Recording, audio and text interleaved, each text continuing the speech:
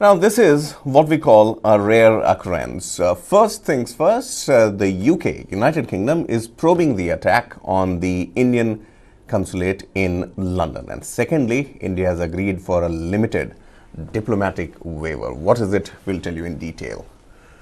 India has granted limited diplomatic immunity waiver for its diplomats stationed in the UK as part of the investigation into the attack on the Indian mission by the pro-Khalistan supporters in March.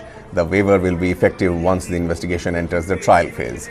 The London police conducting the investigation into the attack approached the Indian government to grant diplomatic immunity waiver to witnesses and complainants posted at the Indian mission. Diplomatic immunity is reciprocal and aims to exempt diplomats from foreign jurisdiction laws.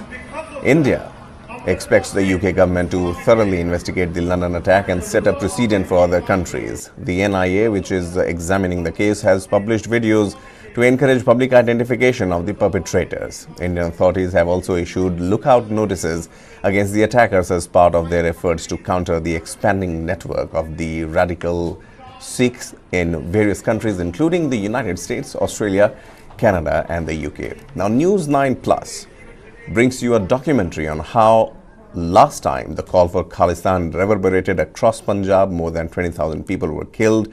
The holy Harmandir Sahib was desecrated and the Prime Minister of India assassinated. After 30 years, the state once again, the state of Punjab, is somehow facing the similar unrest, but in a very hush-hush manner, so to say. Has Khalistan come back to haunt Punjab once again? Take a look.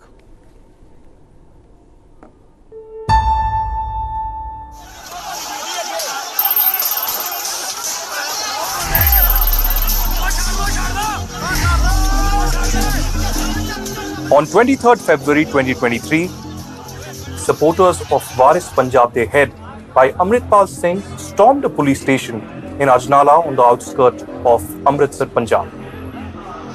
Carrying the holy Guru Granth Sahib and armed with swords and guns, the mob demanded the release of a man accused of kidnapping and assault. And Punjab surrendered. This is but the latest series of disturbing incidents that include RPGs being fired at police establishments and drones ferrying drugs and weapons into the state on a daily basis. Punjab has become a powder keg, and now the Frankenstein of Khalistan re-emerging. The questions today are both troubling and numerous. How did Punjab come to this state of lawlessness? Is this the rebirth of the Khalistani movement? And is Punjab doomed to relive a bloody past?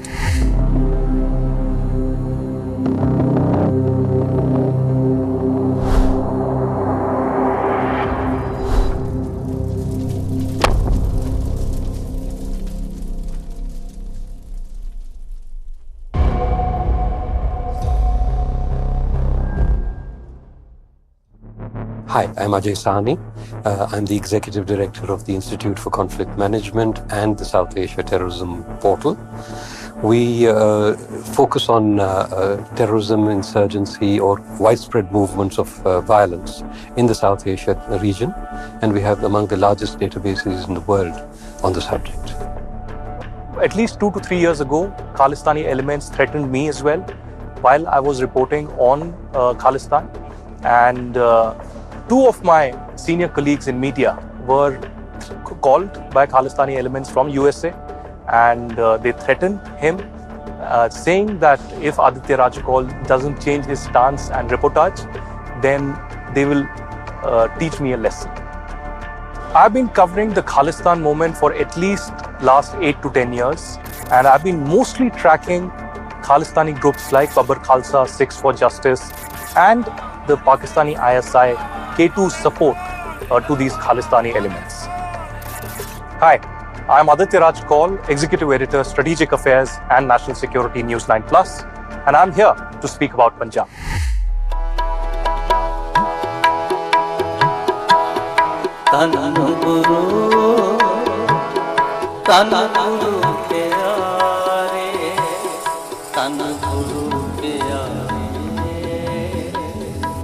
Punjab today resounds with an ominous call. fostered by dissatisfaction, funded by foreign actors, and supported by some rogue elements. Khalistan has coming back to haunt Punjab. But to understand what's happening today, you need to go back to the past. Khalistan aims to establish Sikh rule, a state that is completely ruled by the Sikhs, for the Sikhs, and is of the Sikh. It does not have the Indian or the Pakistani constitution. It comprises of the Punjab in India and Pakistan, and with Lahore as its main capital.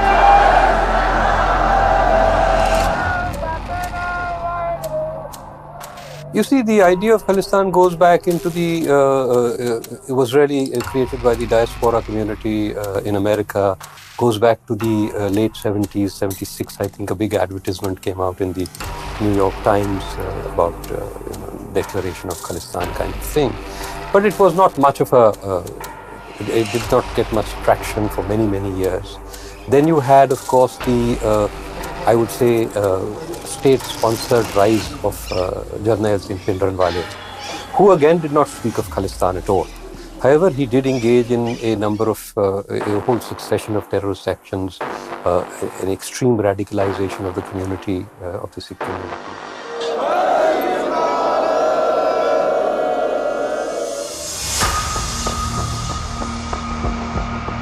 But the real killings actually start from 83. The first selective killings of Hindus happened in, it's called the Dhilwa bus massacre.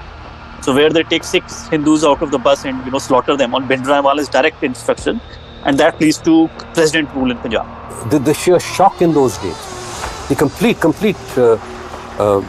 collapse of policing, sense of fear, because you see this was not a state.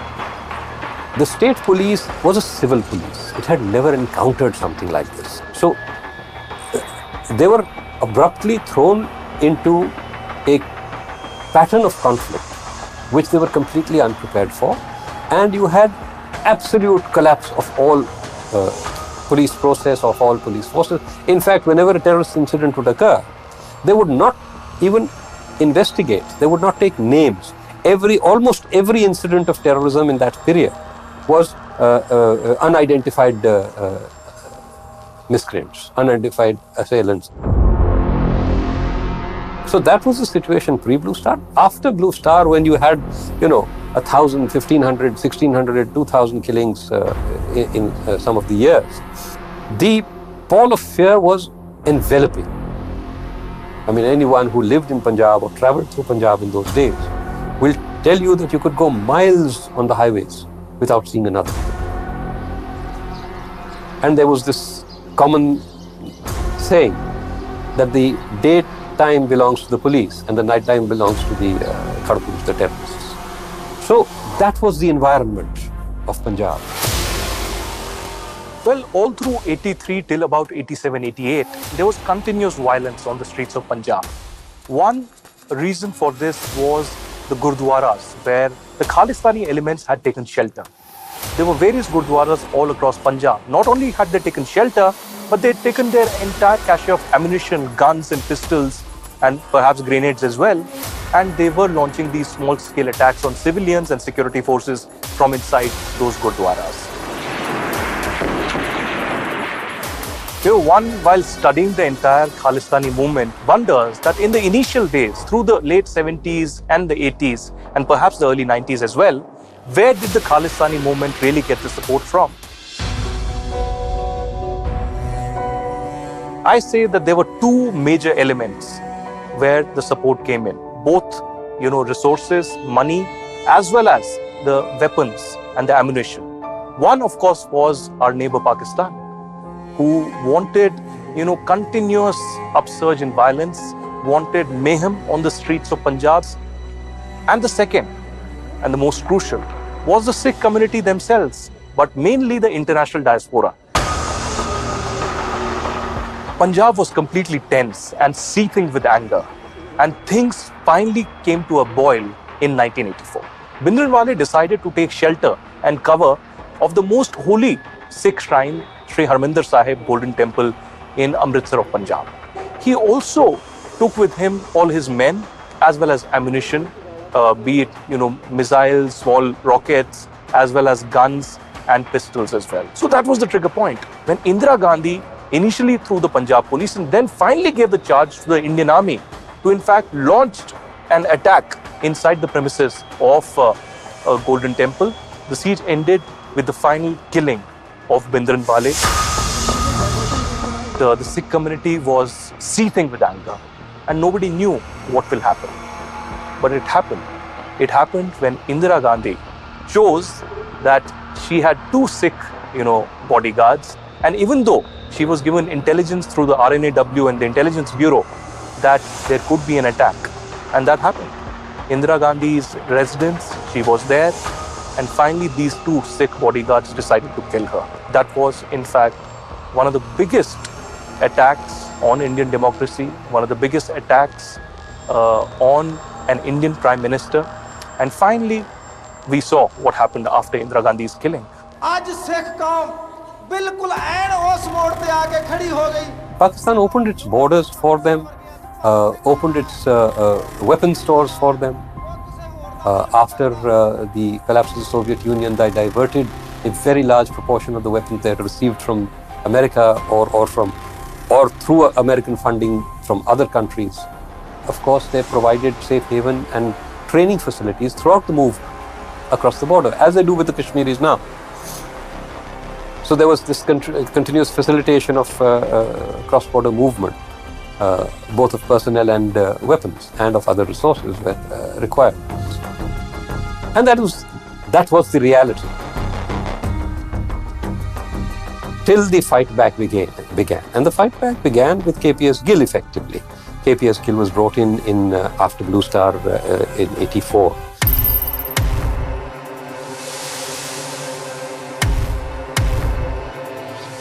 He is the one who set up the entire intelligence apparatus, the entire apparatus of documentation of the terrorists, detailing the detailed FIRs, then the extraction from FIRs of various identities, the development of a information base on various groups and gangs, and then you have a complete decimation of the terrorist leadership. It was a very targeted operation. KPS Gill drew up lists where you had A category, B category, and C category terrorists. And then you had others. And you got no benefit by going around killing others than C categories or B category terrorists. You got reward for the A category. So it was very targeted, killing or arrest. It was targeted against the top leadership. And that's what defeated them. That is when they found that they had to, many of them crossed the border and went and hid in Pakistan and tried to orchestrate operations from there.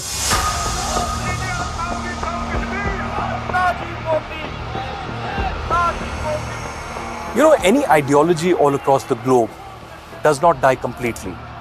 Even though the Indian police and the security forces tried their best to crush the Khalistan movement completely in the 80s, it revived again. And it revived because of multiple reasons. One, of course, was the international diaspora. And they kept this alive because they had this wound that they couldn't forget 1984. But the major turning point was Pakistan and Pakistan's K2 strategy. It wanted to keep violence boiling. One K was Kashmir and the other K was Khalistan, referred to Punjab. They started bringing the leadership back into Pakistan so that they could continue to at least coordinate the movement and coordinate operations with lower cadres on the other side of the border. And many of them continue to be housed in Pakistan, along with several cadres. Others went to various Western countries, very prominently Canada, the UK, USA, Germany, but also in other lesser countries in Europe, in Southeast Asia. Western countries were extremely welcoming at that time. There was this whole idea that this is not a terrorist movement, it's a freedom struggle and all that sort of nonsense. They're paying the price for it now.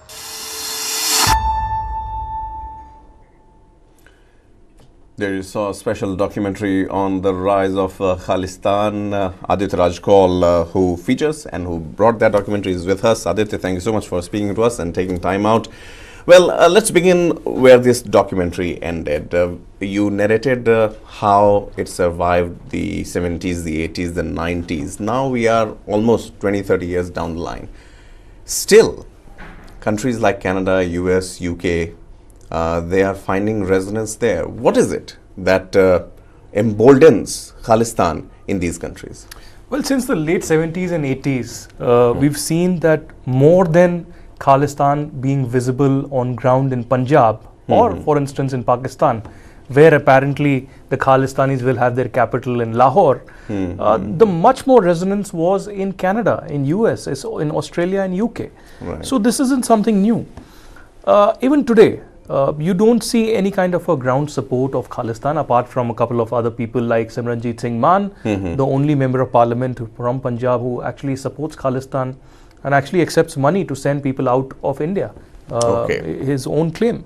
So we've seen over the last many years groups like the Six for Justice come up, who have been funded, sponsored and supported completely by Pakistan, and the ISI has been behind it. We've seen how Gurpatwant Singh Pannu has been receiving money from Pakistan. He's been designated as a Khalistani terrorist by Government of India under the UAPA. Six for Justice is also designated. And we've seen continuous propaganda in the form of threat posters that they recently released, threatening Indian diplomats, saying that they will be targeted in these 4 countries, and then blaming India and Indian agencies for killings that have happened in the last 6 months. There are 4 Khalistanis who have been eliminated, primarily in Pakistan, Canada and UK. There are these mysterious killings that have happened.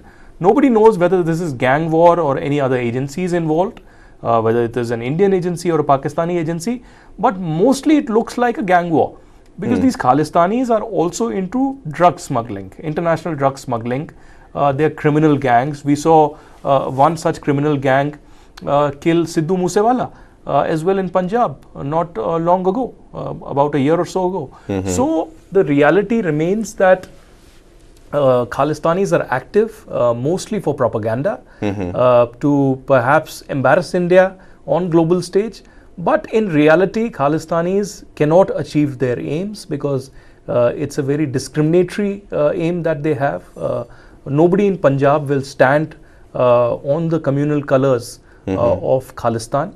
And Indian democracy has mechanisms to in fact address any kind of a grievance that these people might have.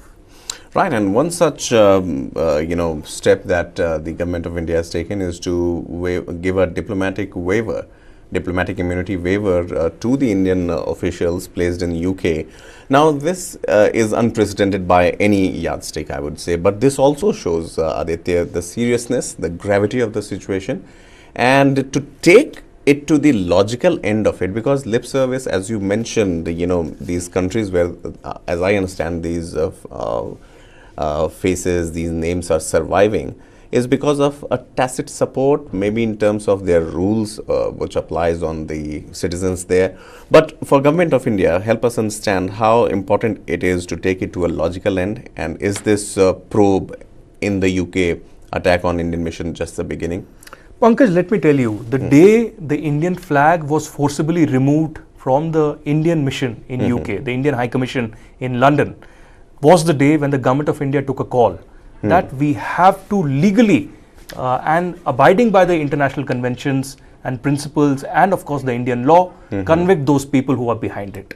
If they are not Indian citizens, if they have OIC card, Overseas Indian card, they will be removed completely. And NIA was given the task to legally go ahead, investigate the matter in London. There was a team of NIA that actually went to London. There were 45 photographs from the CCTV cameras that were released by the NIA as well, and open emails and phone numbers were given for any kind of a tip that the common people in UK or in India want to give to the NIA to identify these perpetrators.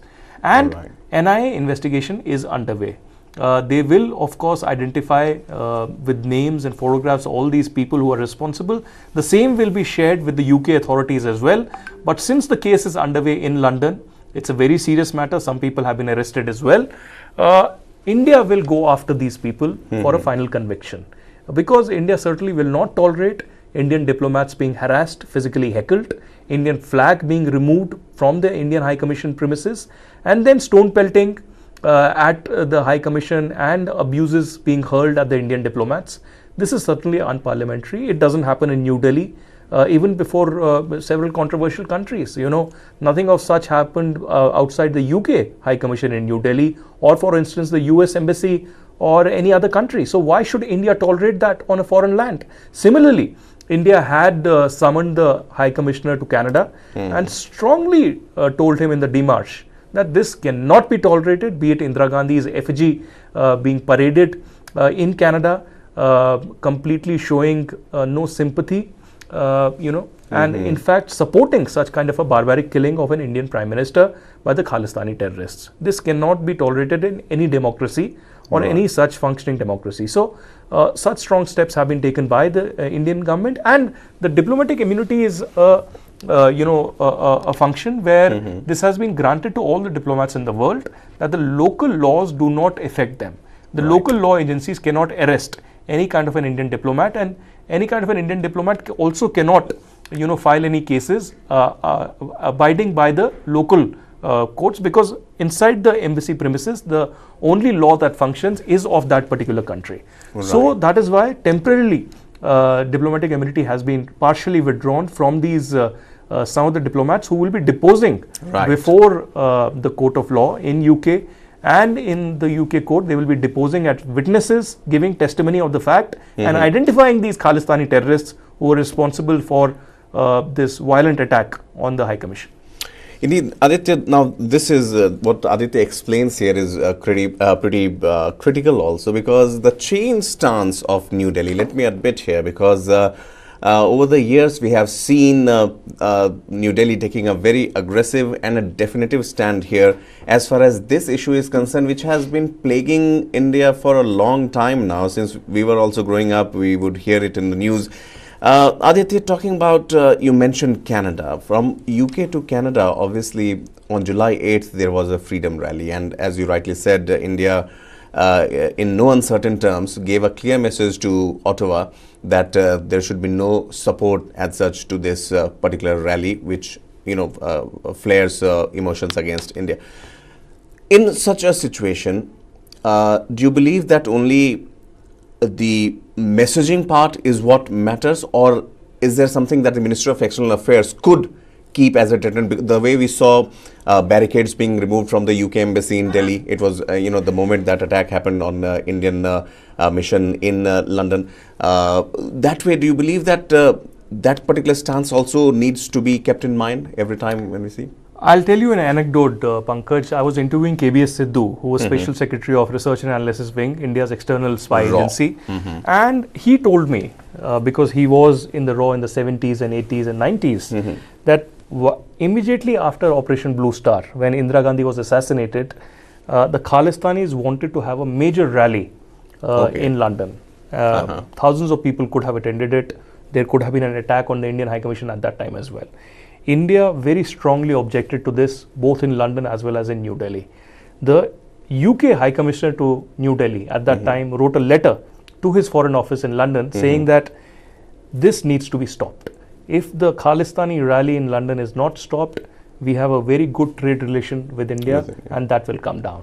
Now, I'm not saying that India is going to do anything right now, but Rishi Sunak, who is the Prime Minister of UK, or the Home Secretary there, Beverman, are very much clever and understand what could be the consequences of any such violent move if UK continues to give sanctuary to Khalistani radical terrorists. Because one of the biggest designated terrorists, Paramjit Singh Pamma, is in UK. In the latest 8 July rally, he was also leading outside the Indian High Commission, although there were only about 20 people standing in that so-called rally. But Paramjit Singh Pamma is very much there. He's been involved in several Khalistani terror attacks in India, and he's a self-confessed terrorist of Khalistan. So why isn't the UK authorities capable enough to arrest him, to charge him, to convict him?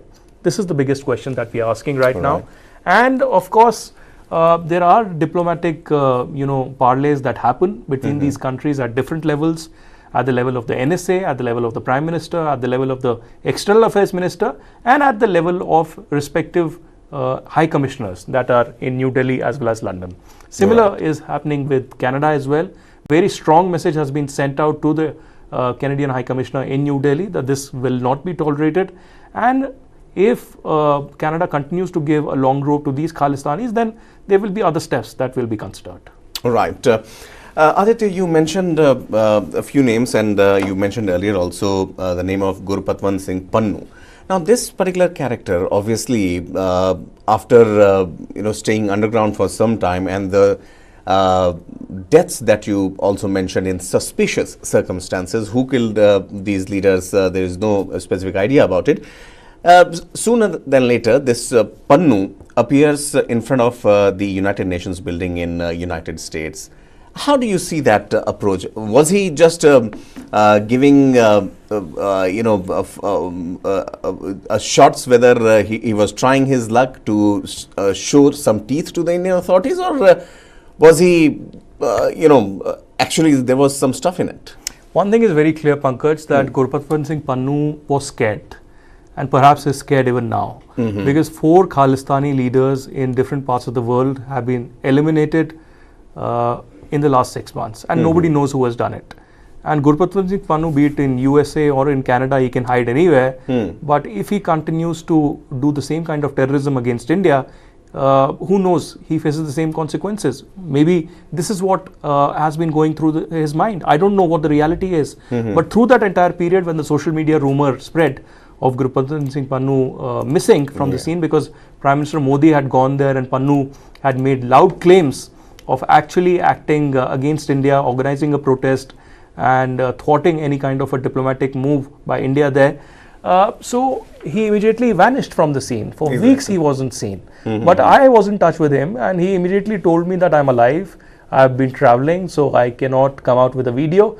And a day after, his rumors spread about his death, several Khalistani radical publications came out and said that he's alive.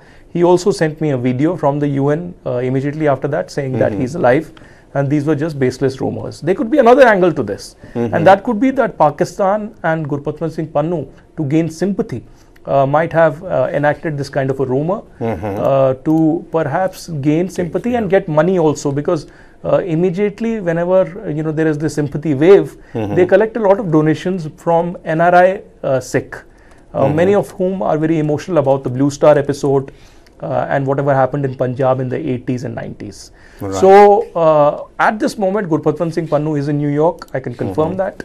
I don't know how safe or if he's under the Pakistani protection right now. But Pannu is a character who's leading SFJ. He's like a one-man army. He doesn't have much support. Most of it, his rallies only has about 30 to 40 people. And Khalistan overall is a failed concept. Hasn't had any kind of a resonance globally, apart from getting support from the Pakistani deep state. I don't think this is a successful concept, and perhaps in a few years, nobody would even remember what Khalistan actually is. Right, and one shining example, I would say, of this weakening, faltering, and almost on the verge of extinction Khalistan is Amritpal Singh. The way he fled, the way he was chased, and the way he did not get any support on his own land, if I may say so, in India, in Punjab, that shows how weak the roots have become. I mean, talking about inspiration doesn't help, doesn't take you anywhere. Anybody who picks up arms, anybody who justifies violence, anybody who uses the Sikh Holy Granth Sahib as a shield in violence will not be supported by the common people. Common people, be it in Punjab, in Jammu Kashmir, in New Delhi, in north, south, east, west of the country, believe in democracy. They believe in secular ethos. They believe in the principles that have been enshrined in the Indian Constitution. So none of them will support likes of Amritpal Singh or Gurpatwant Singh Pannu or Paramjit Singh Pamma or Babar Khalsa, Sikhs for Justice, Khalistan International, all these Khalistan Tiger Force. Right. These are terrorist organizations receiving support from the deep state of Pakistan. They've been indulging in drug trafficking. They've been sending arms and ammunition to Punjab to launch these small-scale terror attacks. In many cases, minorities have been attacked. In many cases, we've seen the Punjab Intelligence Office also being attacked. So, they just want to show their presence, that they're still active. But mostly the entire wave of Khalistan that was prevalent in the 80s and the 90s, early 90s, has completely vanished from Punjab. Yes, Pakistan tries its best as part of its K2 strategy to revive both the terrorism in Kashmir and terrorism in Punjab, but I think they have failed completely. They have miserably failed. Kartarpur was one such example where India, of course, tried that on religious grounds and in humanitarian grounds. The Sikh community should get the opportunity in Punjab to go to Kartarpur Sahib, but Pakistan had an entirely different intention. They wanted to brainwash and recruit more Sikh Punjabis from Punjab so that Khalistan could be revived. Again, Pakistan has miserably failed. They haven't been able to revive Khalistan, and I'm pretty sure that in the years to come, in the months to come, they will again fail. They may use a lot of money, a lot of drugs, ammunition, and other techniques of brainwashing innocent youth of Punjab. But I think largely and mostly the population understands the gimmicks and the game plan of the Pakistani ISI. They failed in Kashmir, and before that they failed in Punjab, and I think they will fail again.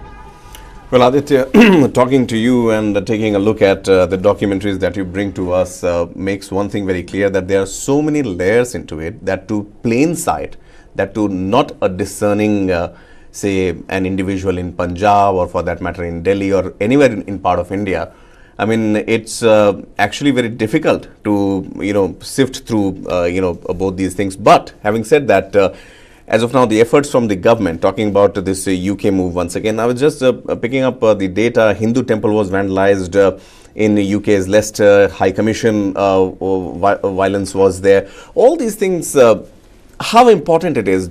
What you mention is completely scary, I would say, because the way they operate, the role of Pakistan and the using Kartarpur Sahib corridor in order to, influence more young Sikh people.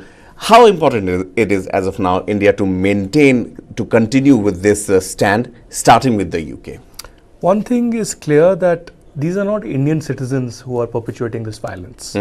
These Khalistanis are residents of UK, Australia and Canada. But they are also citizens of these countries. So it is the responsibility of these respective countries to act against them. They cannot blame India. They cannot blame Punjab. They cannot blame any past Indian politician or any event that might have happened in the past. So the reality as of now is that yes, there are several temples that have been desecrated and attacked, not just in UK but in Canada and Australia as well.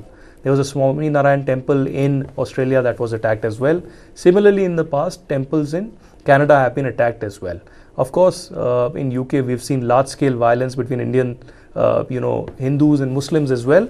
But the Khalistanis have taken advantage of it, trying to divide Indians further and trying to get support. But I don't think Khalistanis have any kind of a mass support as such right now. But of course, the Indian missions in these respective countries will have to be vigilant, will have to be very strong, and will have to develop more, association and rapport with the Indian diaspora out there. Because these Khalistanis are mainly bullies. They're bullying at the power of the gun, at the power of these threats, and of course with support from Pakistan, they've been bullying the Indian diaspora in the Indian High Commission and in the Indian Embassy. I don't think they have any kind of a support structure.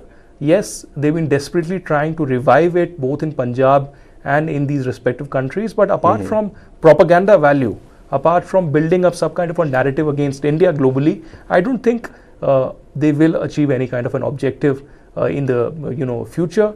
In the two documentaries that we have made, we've highlighted the history of violence of Khalistan in Punjab and outside. And in the second part, the Canada connection, we talk about the role of Canada in highlighting, in re-instigating the kind of violence of Khalistan that had died years ago. And currently, I'm making a third part of the Khalistan series, Khalistan Reborn series, in which we talk about the 4 killings that have taken place in the last 6 months, and also what is the future of Khalistan at this moment, because there isn't any kind of an ideologue that is left. These are just last, perhaps I would say the concept of Khalistan is in ICU on a ventilator, and it's just a matter of time when the plug is taken off. Aditya, thank you so much for speaking to us and bringing us up to speed with what exactly is Khalistan, how it is placed as of now, and how it is facing not just the wrath of time, but also the wrath of Indian authorities. We can clearly say the way it is being dismantled. Thank you so much. Ladies and gentlemen, no need to mention once again, News 9 Plus is the app where you can find Adit's documentary, as he mentioned, on Khalistan, and the one that we are leaving you with is the virulent strain of the ideology that threatens to set Punjab ablaze, how it is staying, how it is emanating in Canada as well. This is the report that Aditya brings to us.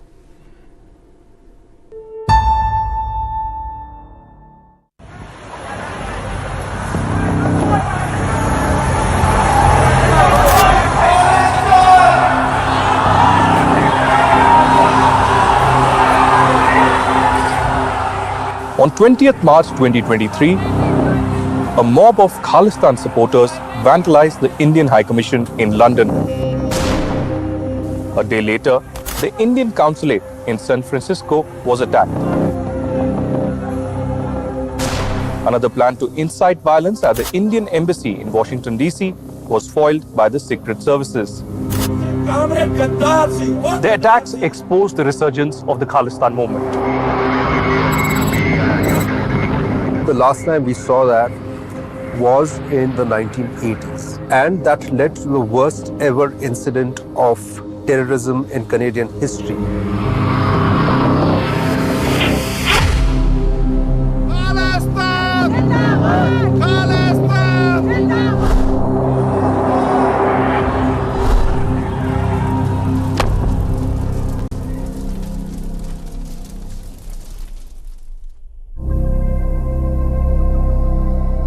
Hi, my name's Terry Malewski, and I was one of the reporters that was sent in 1985 to cover the bombing of Air India Flight 182. And I've been covering that story in many ways ever since for 37 years, and wrote a book about the Khalistan movement called Blood for Blood. And I'm still talking about it. It won't go away. My name is Anirudh Bhattacharya. I've seen it evolve and grow in strength, which really didn't exist on the ground about 10 years back. No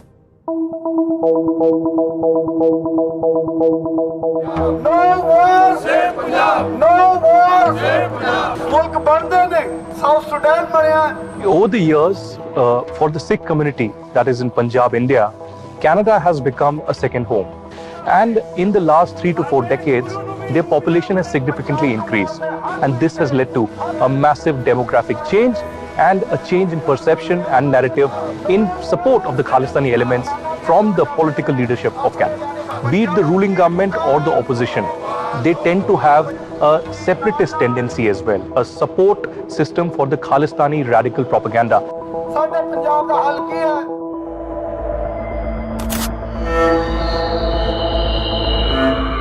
This year has been a record year in terms of gangland killings in Canada. Some of that is definitely attributable to gangs operating, Indo-Canadian gangs operating, who would have links to a degree with the Khalistan movement.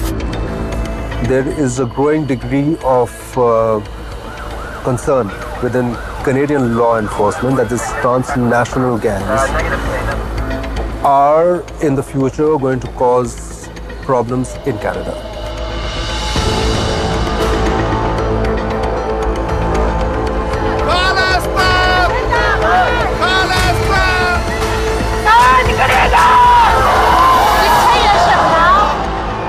There's no question that the problem of the Khalistani movement and its relationship with organized crime that's where the rubber hits the road. To me, what the current round of violence tells us is that it was always this way. It was always this way, that the Khalistan movement, just as Canada is too close and too tolerant, to the Khalistan movement.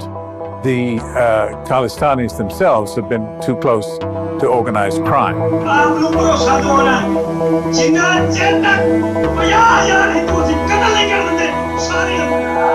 We are not paying attention, close enough attention, to the intersection of the Khalistan movement and organized crime. They are immune from Indian law. They know that they cannot be extradited. Even if extradition proceedings start against them, that process can take up to a decade. What both Indian and Canadian officials are really concerned about